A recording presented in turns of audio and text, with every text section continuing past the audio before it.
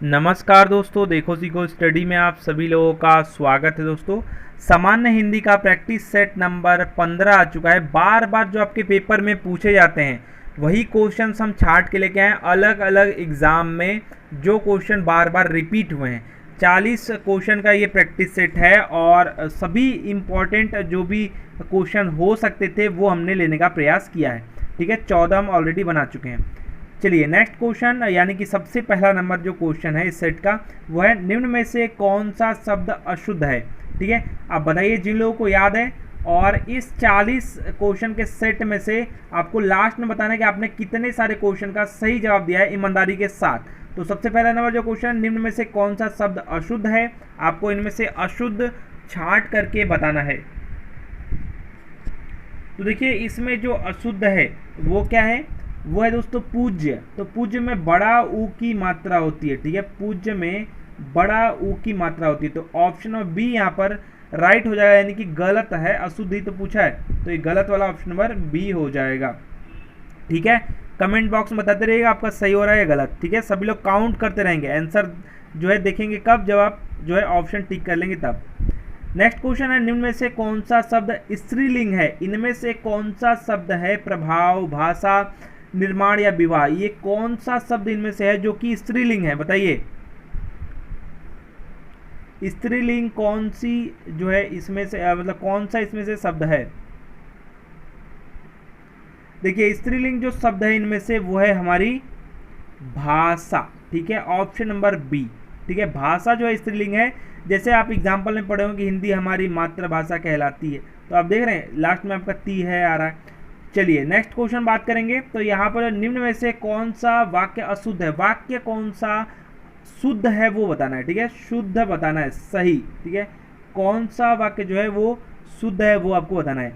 मैं घर जाना है, ये गलत लग रहा है आपको। मैंने घर, ये भी मैंने यूज नहीं होना चाहिए। मुझे घर जाना है, ये ठीक लग रहा है। मैंने, देखिए ये option number C right answer हो जाएगा। ठीक है, मुझे जो है ये सही है, मुझे घर जाना है, option number C right answer हो जाएगा। चलिए नेक्स्ट क्वेश्चन, आदेश का अंग्रेजी अनुवाद क्या होता है। तो आदेश को क्या कहते हैं। देखिए ऐसे भी क्वेश्चन आपके पूछे जा सकते हैं, क्योंकि देखिए भाषा का क्वेश्चन है, हिंदी में आपका आ सकता है, इंग्लिश में उसको क्या कहते हैं, या इंग्लिश वाले को हिंदी में सही रूप से क्या कहेंगे। तो आप समझते हैं कि आदेश को क्या कहते हैं, ऑर्डर कहते हैं, ऑप्शन नंबर ए। ये तो आंख मूंद करके सबको बता देना चाहिए। ठीक है, काउंट करते रहिएगा, गिनते रहिएगा कि आपके जो है इस सेट में कितने सारे क्वेश्चन आपके सही हो पा रहे हैं। देखिए टीचिंग का हिंदी अनुवाद होगा, हिंदी में टीचिंग को क्या कहेंगे। देखिए जो भी हमने क्वेश्चन लिया है वो यूपी ट्रिपल के एग्जाम में जो अलग अलग एग्जाम कराता है उसमें पूछे गए हैं, और भी जो आपके एग्जाम है यूपीएसआई हो गया, पुलिस हो गया, वो सब में पूछे गए, तो उन्हीं को हमने उठाया है, चाहे वो यूपी बीएड हो गया। तो देखिए टीचिंग को क्या कहेंगे आप बताइए, जिन लोगों को याद है, देखते ही आप सभी लोग बता देना चाहिए। अध्यापन कहेंगे दोस्तों। ठीक है, तो यहाँ पर जो है अध्यापन ऑप्शन नंबर बी हो जाएगा। ठीक है, शिक्षण भी हो सकता है, लेकिन यहाँ पर राइट आंसर देखिए दोनों हो सकता है, लेकिन यहाँ पर राइट आंसर जो होना चाहिए वो बी होना चाहिए। ठीक है, आपने क्या किया है वो पता नहीं, लेकिन यहाँ पर right answer option number B सही रहेगा।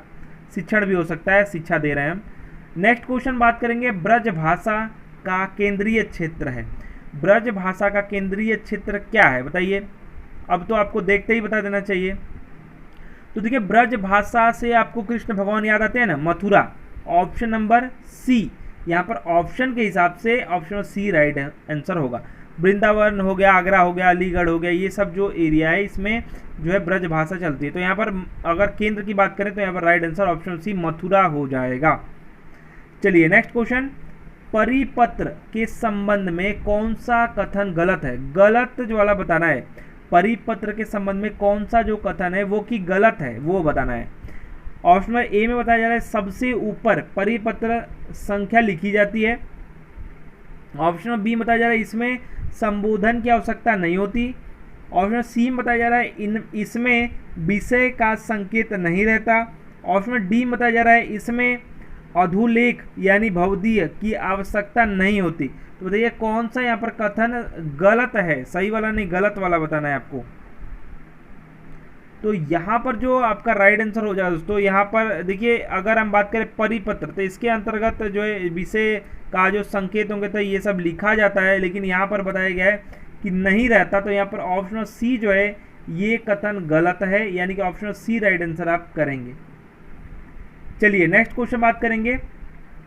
अर्ध शासकीय पत्र के संदर्भ में कौन सा कथन गलत है? अर्ध शासकीय जो पत्र, देखिए पत्र लेखन से भी काफ़ी क्वेश्चन पूछे जाते हैं, तो उसको थोड़ा अच्छे से पढ़िएगा। तो यहाँ पे आपको बताना है कौन सा कथन गलत है अर्ध शासकीय पत्र के संदर्भ में। ऑप्शन नंबर ए में बताया जा रहा है इसका स्वरूप व्यक्तिगत पत्र के समान होता है। ऑप्शन नंबर बी में बताया जा रहा है यह पत्र अन्य पुरुष में लिखा जाता है। ऑप्शन नंबर सी में बताया जा रहा है औपचारिक शब्दों से आरंभ करने की आवश्यकता नहीं होती। ऑप्शन नंबर डी में बताया जा रहा है प्रायः समान स्तर के अधिकारी के साथ ऐसा पत्र व्यवहार होता है। तो कौन सा है जो कि गलत है? गलत वाला आपको छांटना है, बताइए कौन सा है जो कि गलत है इसमें। तो देखिए यह अन्य पुरुष में जो यहाँ बताइए यह पत्र अन्य पुरुष में लिखा जाता है, ये गलत है। तो ऑप्शन नंबर बी जो है ये वाला गलत है, यानी यहाँ पर वो ऑप्शन नंबर बी जो है सही हो जाएगा। ठीक है, चलिए नेक्स्ट क्वेश्चन बात करेंगे। तो यहाँ पर है निम्न में से कौन सा वर्ण घोष है, यानी कौन सा वर्ण है जो कि घोष वर्ण है, वो आपको बताना है। क ख च ग, बताइए। देखिए घोष अघोष ध्वनि से काफ़ी क्वेश्चन आपके पूछे जाते हैं। ठीक है, तो यहाँ पर जो घोष जो है वो है आपका ग। ठीक है, ग जो है घोष है। ठीक है, तो यहाँ पर देखिए इसमें कैसे आप पहचान सकते हैं। देखिए स्पर्श व्यंजन के प्रत्येक वर्ग का तीसरा जो होता है, चौथा व पांचवा वर्ण जो है वो आपका घोष वर्ण होता है, यानी तीसरा चौथा पांचवा जो है ये आपका होता है घोष वर्ण। तो यहाँ पर तीसरा आपका कौन सा है? तीसरा आपका ग है। अगर क ख ग तो तीसरा हो जाएगा घ अंग, तो ये सब तो दिया नहीं है, आपका दिया यहाँ पर ग, तो ग ऑप्शन नंबर टिक कर देंगे। तो यहाँ पर जो ऑप्शन के हिसाब से ग हो जाएगा। नेक्स्ट क्वेश्चन, संहार का सही संधि विच्छेद क्या होता है? संहार का जो है सही संधि विच्छेद कौन सा होगा, बताइए।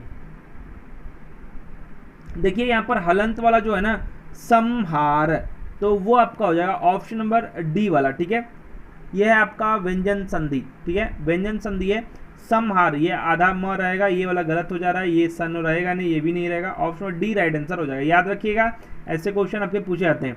नेक्स्ट क्वेश्चन, निम्न में से कौन सा तत्सम शब्द है? इनमें से कौन सा है जो कि तत्सम शब्द है, बताइए।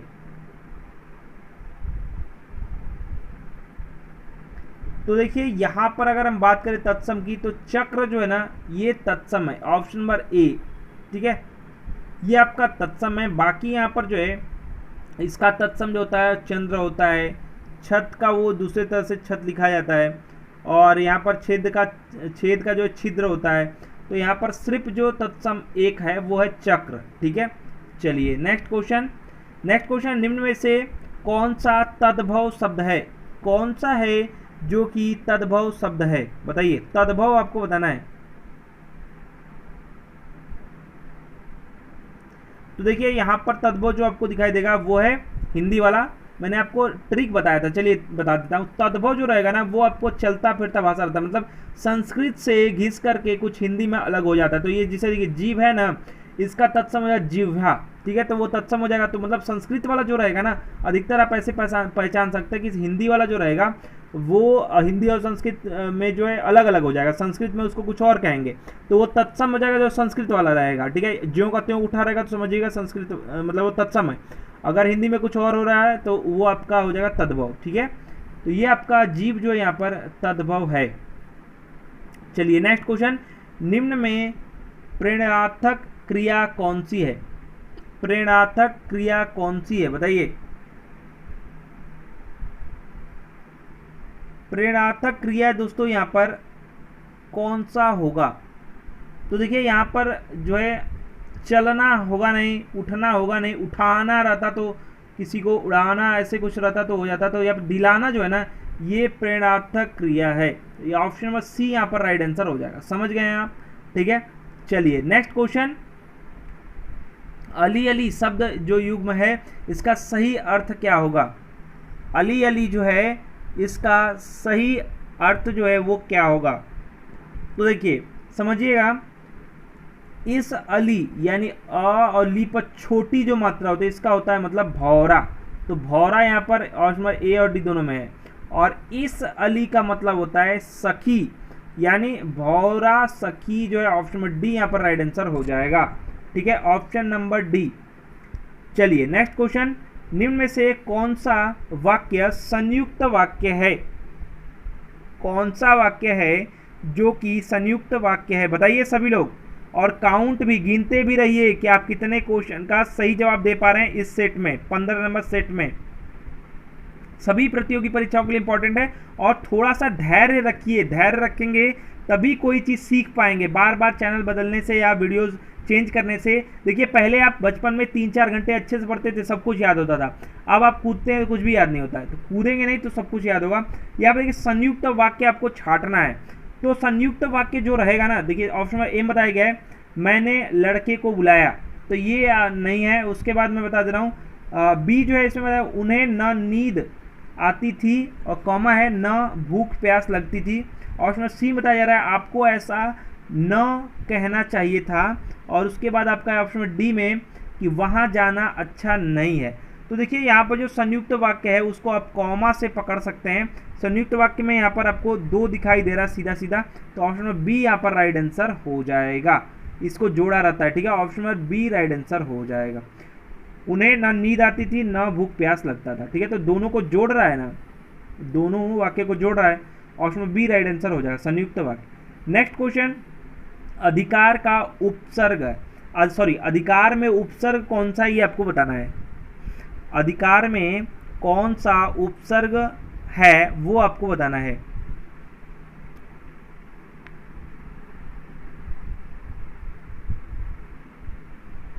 तो देखिए यहां पर अधिकार में उपसर्ग की बात करें तो अधि है, ठीक है, अधि आपका हो जाएगा ऑप्शन नंबर, उपसर्ग मतलब आगे, और यहां पर जो है प्रत्यय मिस होता है पीछे, तो ऑप्शन नंबर सी यहां पर राइट आंसर आपका हो जाएगा। ठीक है, चलिए अब नेक्स्ट क्वेश्चन है धार्मिक में प्रत्यय है, धार्मिक में कौन सा प्रत्यय है, ध्यान दीजिएगा, बहुत ही इंपॉर्टेंट है। धार्मिक में कौन सा प्रत्यय है? तो देखिए धार्मिक में इक है लास्ट में, ठीक है, धार्मिक में धर्म प्लस इक है, यानी प्रत्यय मैंने आपको बताया था पीछे और उपसर्ग मतलब आगे, तो ऑप्शन बी राइट आंसर हो जाएगा, इक। नेक्स्ट जो क्वेश्चन है, वे सरल वाक्य कहलाते हैं जिनमें क्या होता है। ऑप्शन आपका दिया हुआ है एक से अधिक प्रधान उपवाक्य हों, बी में आपका दिया है एक साधारण और दूसरा आश्रित उपवाक्य हो, ऑप्शन सी बताया गया है एक ही उद्देश्य और एक ही विधेय हो, और ऑप्शन डी बताया गया है आश्रित उपवाक्य समुच्चय बोधक अव्यय से जुड़े हो। बताइए कौन सा राइट आंसर होगा, सरल वाक्य कौन सा होता है। तो देखिए जिसका एक ही उद्देश्य और एक ही विधेय हो, यानी ऑप्शन सी जो है वो राइट आंसर हो जाएगा। ठीक है, चलिए नेक्स्ट क्वेश्चन है प्रत्येक वर्ग का दूसरा और चौथा वर्ण क्या कहलाता है, दूसरा और चौथा वर्ण क्या कहलाता है, बताइए।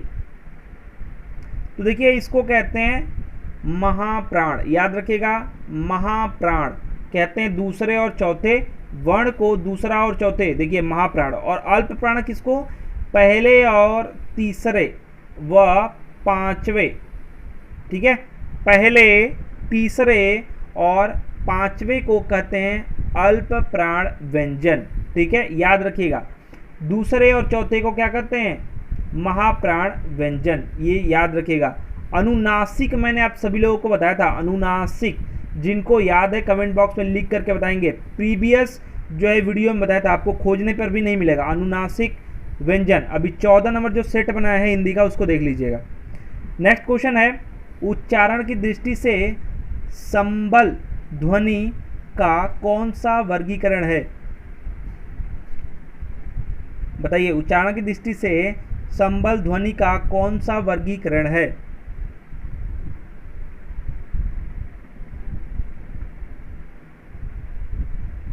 तो देखिए ये है आपका ऑप्शन नंबर ए, संपृक्त ध्वनि, संपृक्त ध्वनि, ठीक है, ऑप्शन ए राइट आंसर हो जाएगा।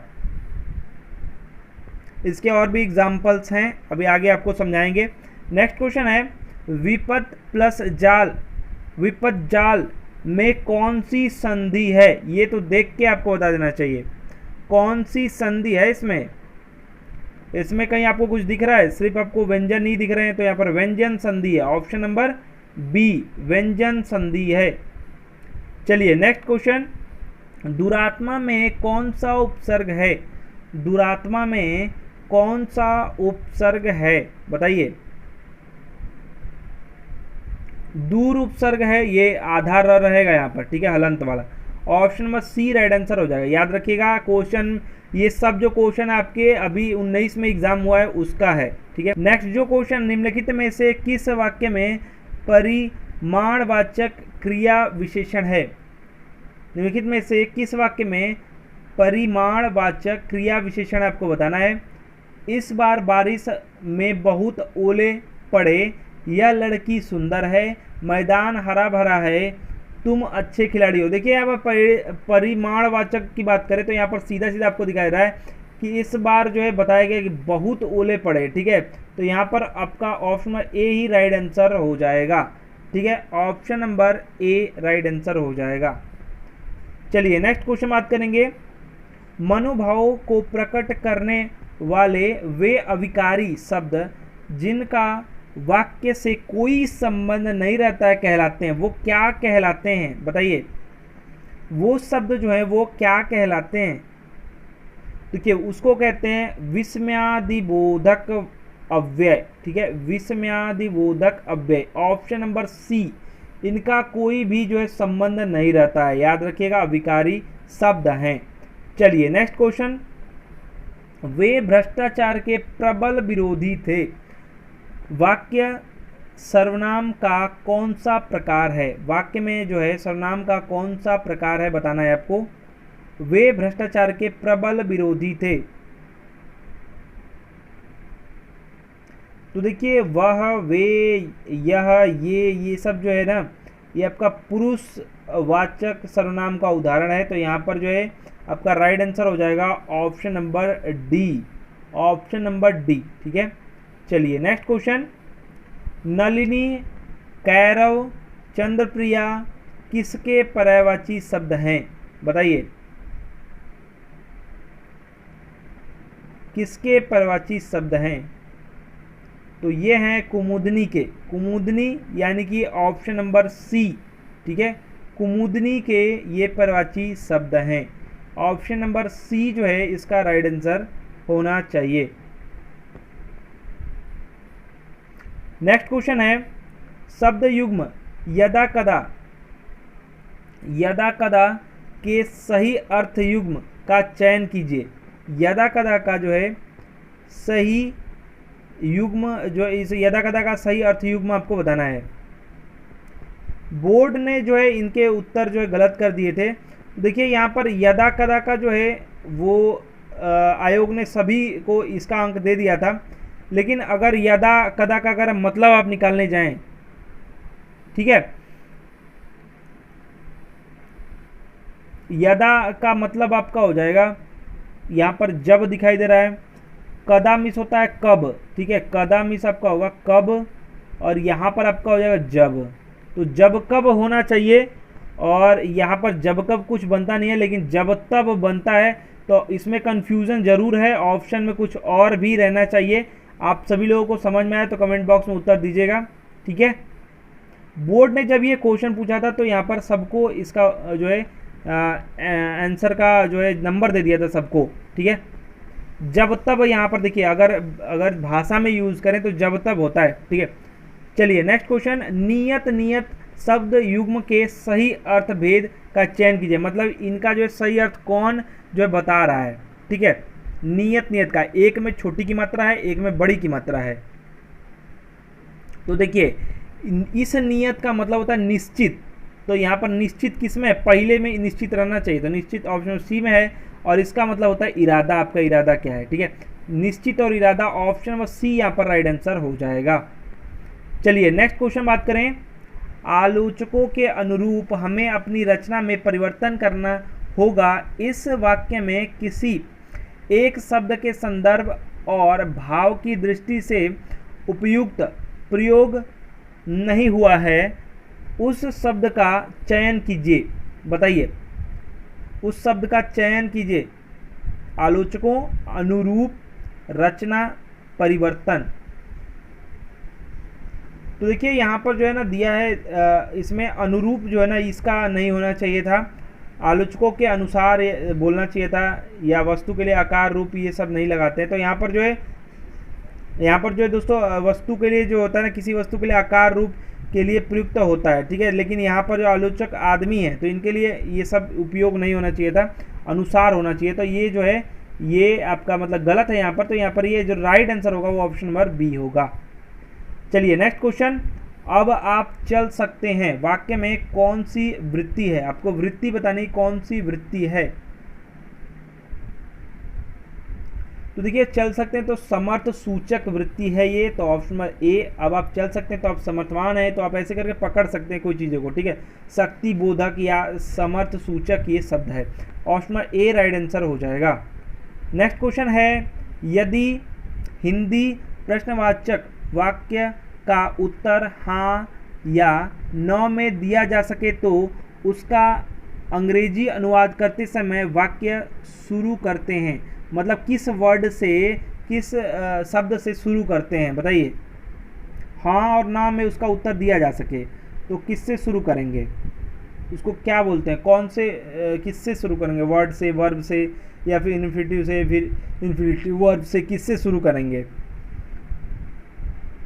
ऑक्सिलरी वर्ब से शुरू करते हैं, ठीक है। ऑक्सिलरी वर्ब, यानी ऑप्शन में बी राइट आंसर हो जाएगा। समझ में आ रहा है?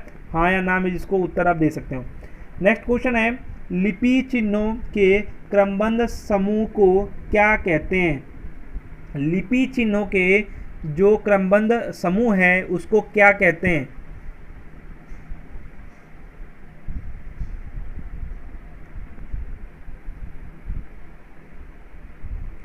तो देखिए उसको लिपि चिन्ह जो है संबंध उसको वर्णमाला कहेंगे। वर्णमाला में आप जानते हैं कि क ख ग चाहे जो भी समूह जो है क्रमबद्ध यानी लाइन से रहना चाहिए, ठीक है, लिपि चिन्ह का। तो क ख ग यही सब तो हैं आपके, तो यहाँ पर राइट आंसर ऑप्शन में डी हो जाएगा। नेक्स्ट क्वेश्चन है, ऐसी कौन सी दो मात्राएं हैं जिनका प्रयोग तो किया जाता है किंतु उनका समावेश स्वर में नहीं किया जाता? मतलब उनका प्रयोग किया जाता है लेकिन उनको स्वर में नहीं रखते हैं। बताइए कौन से ऐसे हैं? तो देखिए उनको नहीं रखते हैं अंग और अंग, ठीक है। ऑप्शन में बी वाला राइट आंसर हो जाएगा, ठीक है। आई को रखेंगे ही, री को ऊ को रखेंगे ही, वो हो जाएगा ऑप्शन नंबर बी, अंग और अह। नेक्स्ट क्वेश्चन बात करेंगे, संस्कृत से हिंदी में प्रयुक्त मूल शब्द से वर्तमान स्थायी तद्भव रूप तक पहुंचने के मध्य में संस्कृत के अशुद्ध या टूटे फूटे स्वरूप में प्रयुक्त होने वाले शब्द क्या कहलाते हैं? यानी दोस्तों यहाँ पर कहने का मतलब यह है कि यहाँ पर तत्सम था, ठीक है। अब यहाँ से ये जब तद्भव बना तो इस बीच में ये टूट फूट हो रहा है, तो उसको क्या कहते थे या क्या कहते हैं वो आपको बताना है, वो क्या कहलाएगा वो शब्द। तो ध्यान रखिएगा, अगर हम यहाँ पे कुछ बना रहे हैं, यहाँ पे तत्सम है, ठीक है, तो यहाँ पर अगर तद्भव हो रहा है तो बीच में जो मतलब वो टूट फूट जो होता है वो उसमें अर्ध तत्सम, पहले तत्सम से अर्ध तत्सम बनेगा, फिर उसके बाद जो है यहाँ पर बनेगा तद्भव।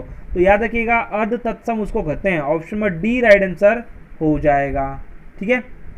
चलिए नेक्स्ट क्वेश्चन है, शब्द प्रकार के आधार पर मनुष्यता शब्दों का कौन सा भेद है? कौन सा भेद है मनुष्यता?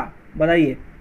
तो आपको किसी ने बोला भी होगा थोड़ा मनुष्य बनो, मनुष्यता रखो, तो भाव है ये, ठीक है, भाववाचक संज्ञा, तो ऑप्शन में सी, ठीक है, मनुष्यता रखो, ये समझ में आ रहा है? तो मतलब ये एक भाव है, ऑप्शन में सी राइट आंसर हो जाएगा। नेक्स्ट क्वेश्चन, इंद्रियों को जीत लिया हो जिसने इंद्रियों को जीत लिया है उनको क्या कहेंगे? उसके लिए जो आपका दिया हुआ ऑप्शन उसके हिसाब से बताना है। इंद्रियों को जो जीत लिया उसको क्या कहेंगे? उसको बोलेंगे जितेंद्रिय, ऑप्शन नंबर सी, ठीक है। इंद्रजीत उसको कहते हैं जिसने इंद्र को जीत लिया है, ठीक है। जितेंद्रिय बोलेंगे इंद्रियों को जो जीत लिया है, ऑप्शन सी। नेक्स्ट क्वेश्चन है, से अलगाव किस विभक्ति का बोधक चिन्ह है? से अलगाव जो है वो किस विभक्ति का बोधक चिन्ह है, बताना है आपको।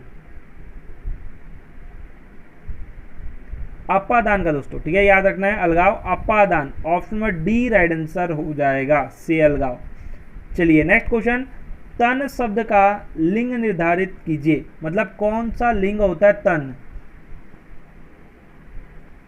तन जो है दोस्तों ये है पुलिंग, पुलिंग है तन, ठीक है, याद रखिएगा, पुलिंग है, option number A. Next question, उत्तम पुरुष सर्वनाम के किस भेद का एक प्रकार है? उत्तम पुरुष सर्वनाम का कौन सा ऐसा भेद है जिसका वो प्रकार है, बताइए।